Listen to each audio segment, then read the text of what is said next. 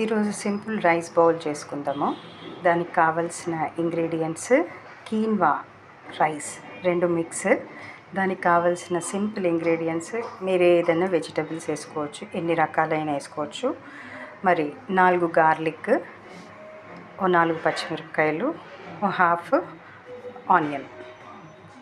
First బాండిల్లో oil వేసుకొని first వేయాల్సింది garlic flavour సూపర్గా ఉంటుంది. So garlic వేసేద్దాము.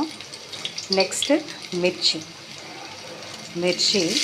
ఆయిల్లో పడంగానే ఆయిల్ ఘాటుగా అవుతుంది కాబట్టి మిర్చి. నెక్స్ట్ ఆనియన్ వేసి కాసేపు ఆయిల్లో వీటిని సాటే చేసుకున్న తర్వాత రెడీగా పెట్టుకున్నటువంటి వెజిటబుల్స్ అన్నీ వేసుకుందాం. వీటిని కూడా ఆయిల్లో కాసేపు సాటే చేసుకుందాము.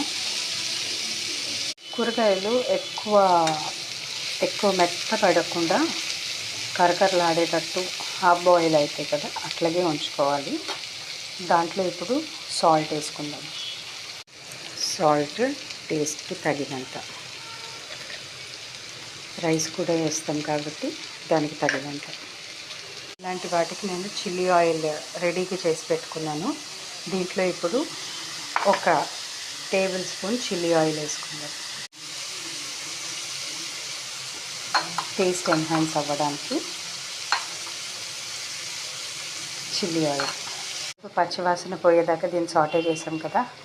మన ఇండియన్ ఫుడ్స్లో మనకి ఉప్పు, కారం, పసుపు వేసుకోవడం అలవాటు కదా. సో కొంచెం పసుపు వేసాను. లైట్గా నా సాటిస్ఫాక్షన్ కోసము హాఫ్ స్పూన్ కారం వేసాను. కొంచెం ట్యాంగినెస్ కోసము నిమ్మప్పు. వీటన్నిటిని బ్యాలెన్స్ చేయడానికి half teaspoon sugar. So 2 minutes అయిపోయింది. ఎంత కలర్ఫుల్గా ఉంది కదా. దింపక ముందు కాస్త కొత్తిమీర చల్లుకుందాం. కొత్తిమీర, కరివేపాకు మనము రోజు వాడతాం. అది వాడకపోతే ఏదో వెల్తిలాగా ఉంటుంది కనుక కొత్తిమీరతో గార్నిష్ చేసుకొని పైనుంచి ఇంకొక స్పూన్ ఈ యొక్క చిల్లీ ఆయిల్ వేసుకుందాం.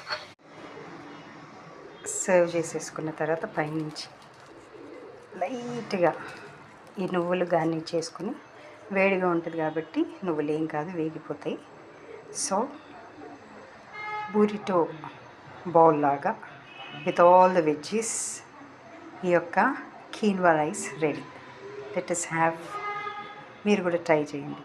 ఓకే.